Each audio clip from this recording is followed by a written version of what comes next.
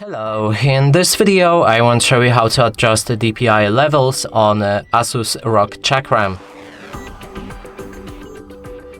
And to do this, first we'll need to download Armory Crate software from ROG website. Then when it's installed, click on your mouse and select ROG Chakram Performance, and here you'll be able to adjust DPI for 4 different levels, and there's DPI 1, DPI 2, DPI 3 and DPI 4.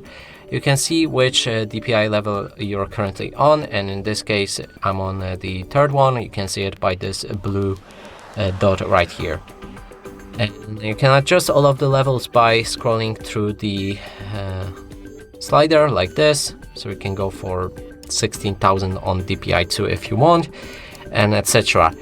There's also option to adjust the pulling rate, and you can switch between 125 to 1000, and I would recommend to go for 1000 as it gives you the best report rate for your mouse between PC and the mouse itself.